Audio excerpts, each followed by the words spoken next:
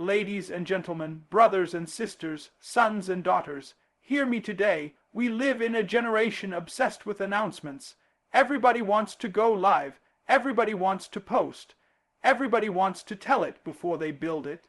There is a divine reason why some things must be kept quiet. There is a holy strategy in holding your peace, not because you're afraid to speak, but because you're wise enough to know when to speak and to whom. Silence is not weakness. Silence is not confusion. Silence is strategy. Some of the most powerful victories in life are not won in the spotlight, but in the shadows, not in front of an audience, but in the hidden place. Because God does not birth greatness in public places.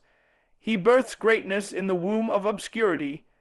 Just like a seed must go underground before it can break through the surface, your plans must often stay covered before they can be revealed. But too many of us are addicted to validation. We want to announce the idea before we've written the business plan. We want to celebrate the engagement before we've built the foundation for marriage. We want to declare success when we haven't yet learned the disciplines required to sustain it. Silence is not denial of your dreams. It is the discipline that protects them. When a woman is pregnant, she doesn't announce it the moment she conceives. Why? Because in the early stages, the seed is fragile. Miscarriage is most likely to happen when the development is still in the dark. In the same way, your vision, your plan, your calling, must be protected in silence, because there are moments when the weight of external opinion can abort what God has just started inside you. Let me take you to the scriptures. In Luke 1, when the angel told Zechariah that his wife Elizabeth would bear a son, John the Baptist, Zechariah didn't believe it, and the angel shut his mouth. Literally, he was made mute until the child was born. Why? Because some miracles are too sensitive to be spoken over with doubt. Some plans are so divine, so strategic, that even the wrong tone can contaminate the atmosphere around them. You don't need 10 people to agree with your vision. You need discipline, you need clarity, you need obedience, and sometimes that means you need to keep your mouth shut while God is working the blueprint in silence. Look at Nehemiah. When he was sent by God to rebuild the walls of Jerusalem, he didn't walk in boasting about what he was sent to do. The Bible says in Nehemiah 2:12, I told no one what my God had put in my heart to do for Jerusalem. He scoped out the damage in secret. He evaluated the wall at night. Why? Because vision that is still under construction doesn't need commentary. It needs commitment. Some of you are losing your blessing not because of your enemies, but because of your eagerness to be seen. But hear me, being seen too soon can sabotage your development. That's why God kept Moses in the desert for 40 years. That's why he hid David in caves.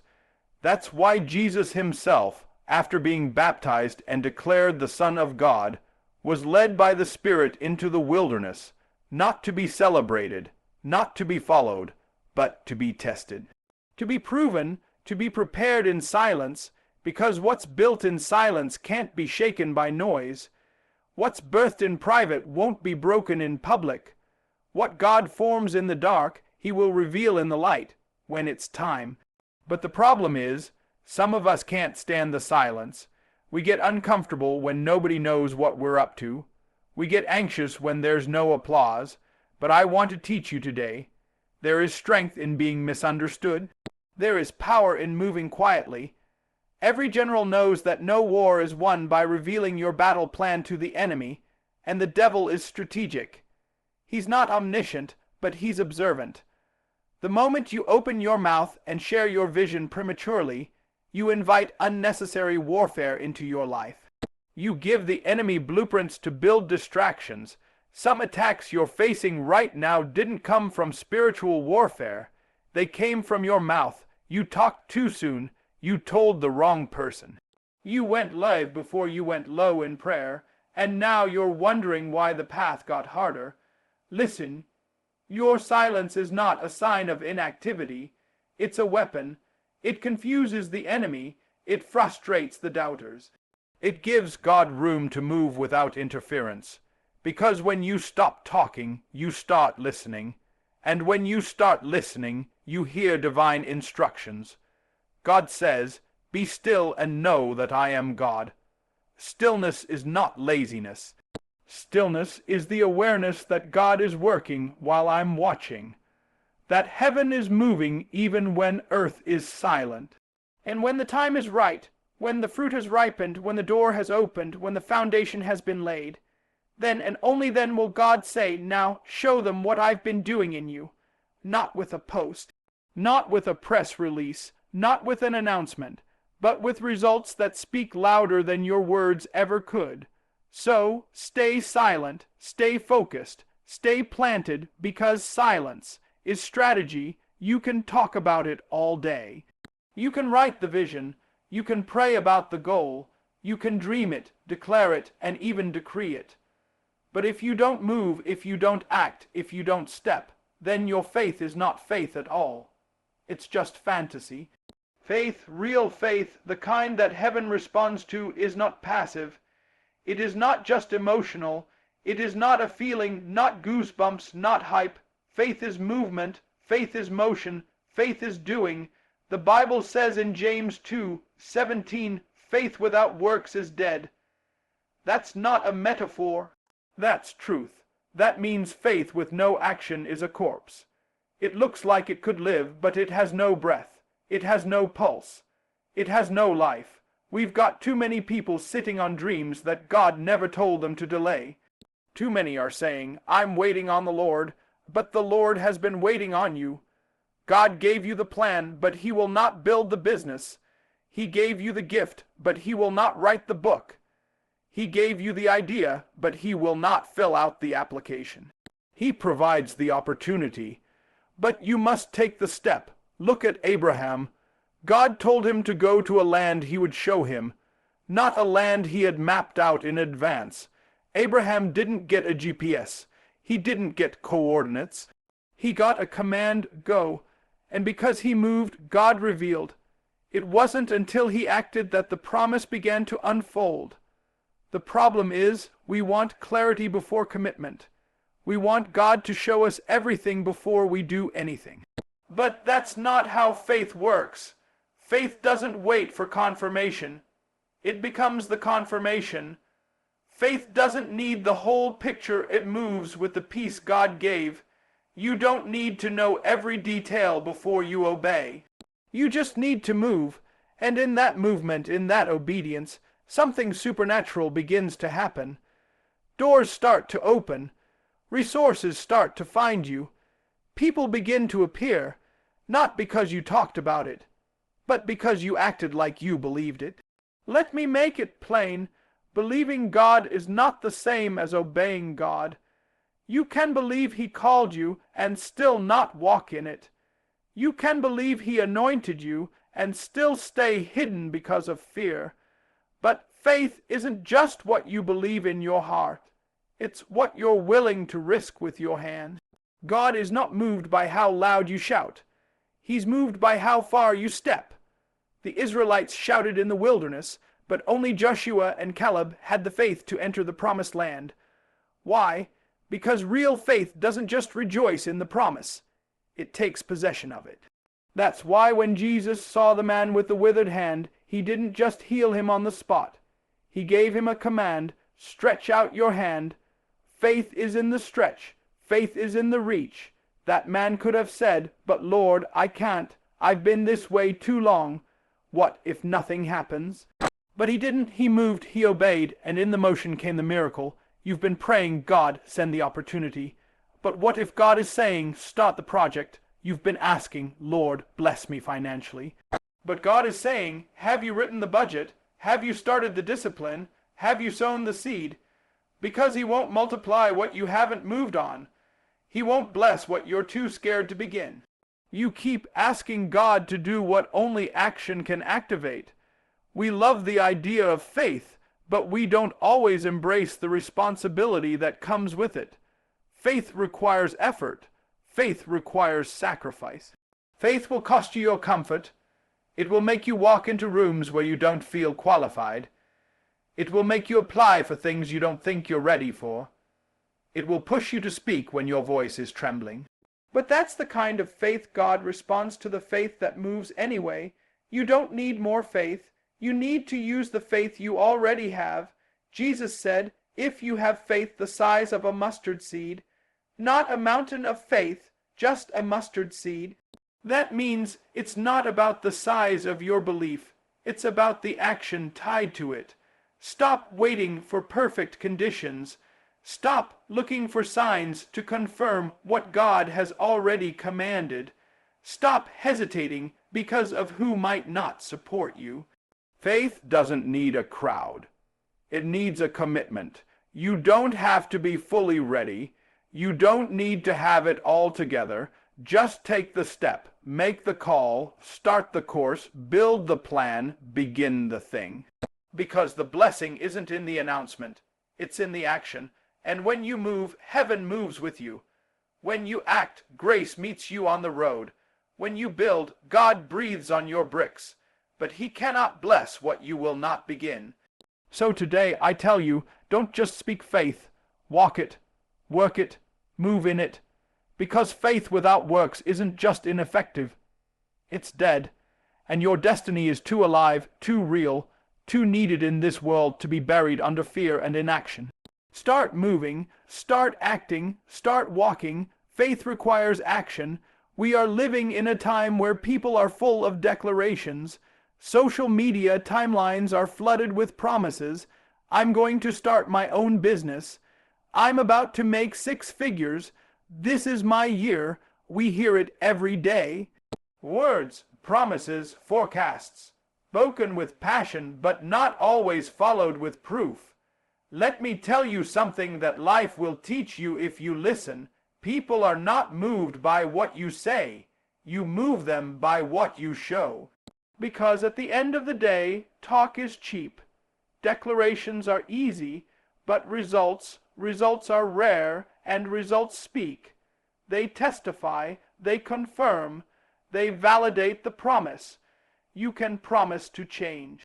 You can promise to do better, but what makes people believe in you again is not another emotional speech. It's a different set of behaviors. It's showing up different. It's bearing fruit that your past could never produce. Even the Bible doesn't say, by their promises you shall know them. It says, by their fruit you shall know them. In other words, I can tell who you are and where you're going, not by what you claim, but by what you've proven. See, anybody can get excited in January and write goals on a vision board, but only a few will still be disciplined in March. Anybody can speak in tongues on Sunday, but can you forgive on Monday? Can you manage your money on Tuesday? Can you stay focused when the applause stops? It's easy to say you're going to write a book, but until you carve out the time, until you put words on the page, that promise remains a fantasy. It's easy to say you're a leader. But until people are willing to follow you through the valleys as well as the victories, that's just a title. Let me make this plain. Words without works are noise, and noise does not shift the world. Evidence does. Jesus didn't come just making declarations. He didn't just say he was the Son of God. He proved it. He healed the sick. He raised the dead. He opened blind eyes. He fed thousands. The miracles backed the message. The action backed the authority. Even the Pharisees couldn't argue with the proof. They didn't like him. They didn't accept him. But they could not deny what they saw, because when proof shows up, arguments shut down. You see, when people can see the shift, you won't need to convince them you've changed. When they watch you build the business from the ground up, you won't have to beg for their respect. When you walk in purpose, doors will open that no amount of talking could ever unlock. Proof is the language that silence understands. Proof is the answer to doubters. Proof is what breaks generational curses and shuts the mouth of every critic that said you couldn't do it. That's why you have to stop trying to impress people with ideas and start building systems that produce impact.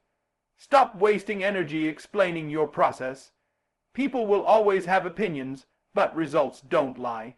Let me tell you something. When God brings the increase, he doesn't bring it to your promise. He brings it to your preparation. The 5 loaves and 2 fish didn't multiply in theory. They multiplied when they were given. The widow's oil didn't increase while she was sitting. It increased when she started pouring. It was action that activated the anointing.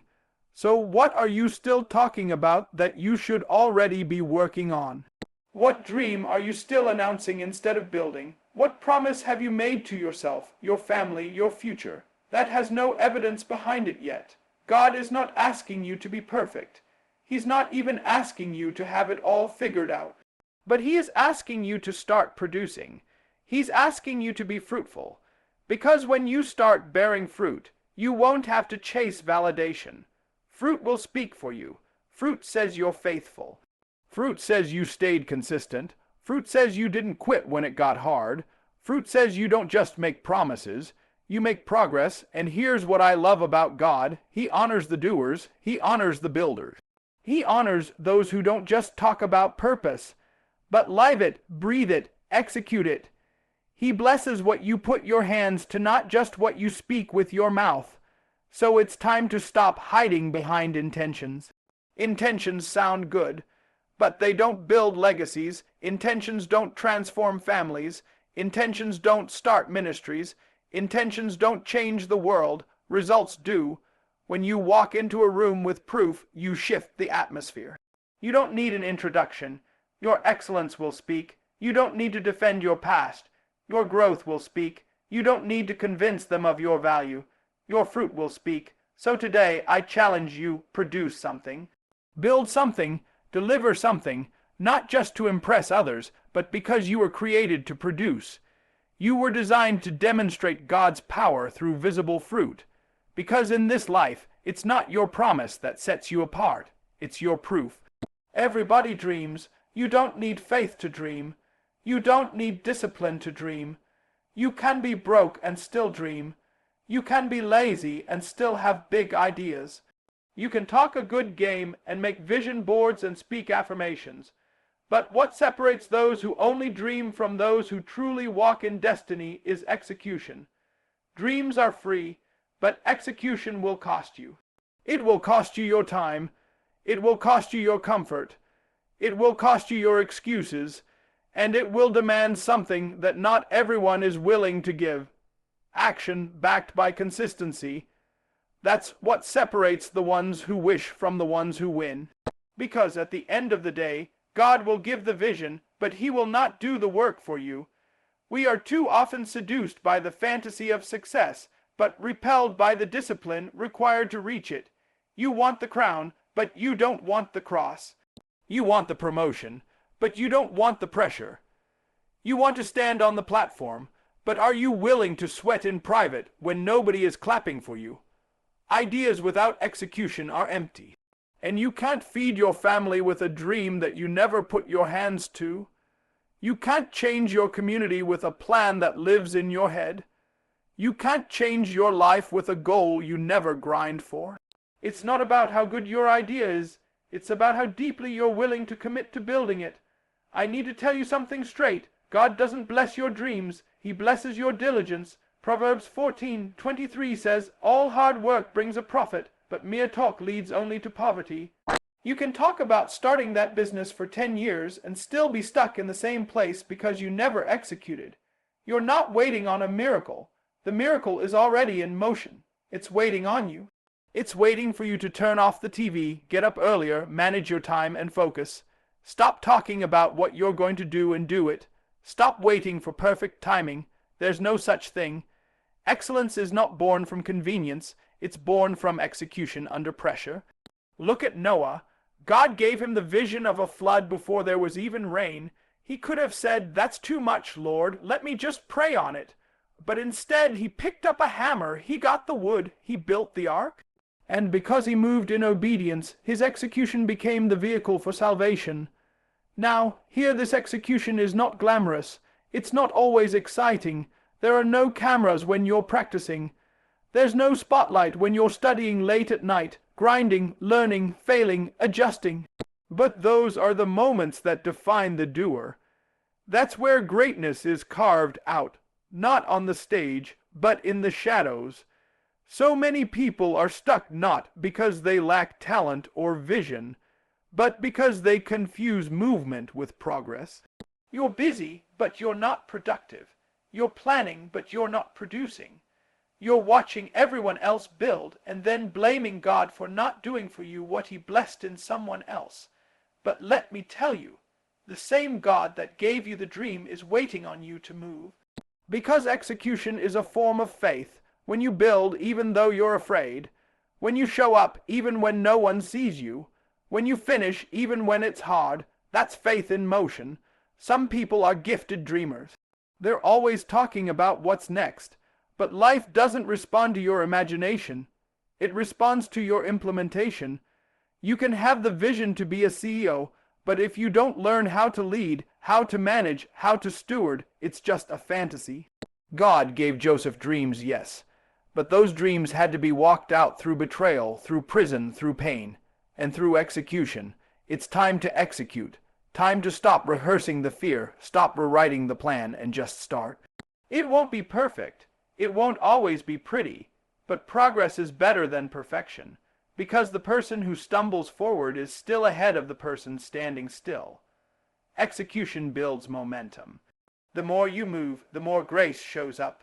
The more you commit, the more doors open. The more you grind, the more God multiplies. But he cannot breathe on what you refuse to begin. If you're going to step into purpose, you've got to stop being entertained by the dream and start being disciplined by the process. And that means showing up when you're tired. That means doing it scared.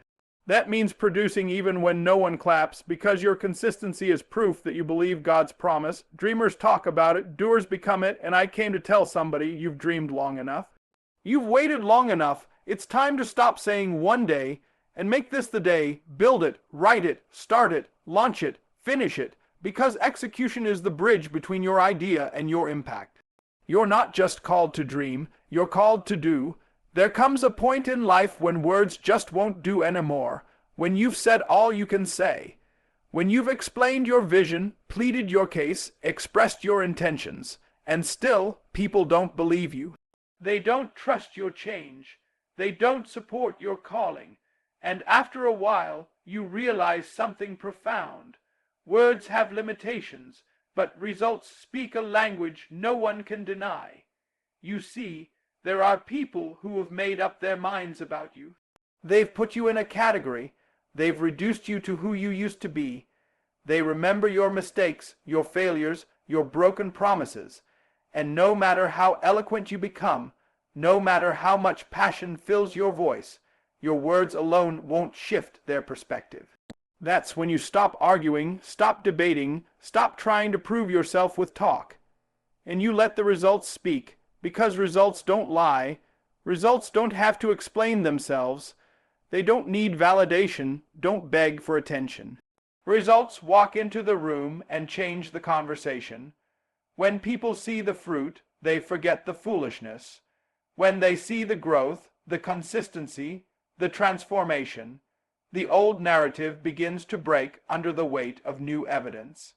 That's why Jesus told us in Matthew 7:20, "By their fruit you shall know them," not by their opinions, not by their explanations, not by their intentions, but by their fruit. In other words, if you really want to silence your doubters, don't out-talk them, outgrow them, outproduce them, outlive the lie they told about you, outshine the shadow of who you were.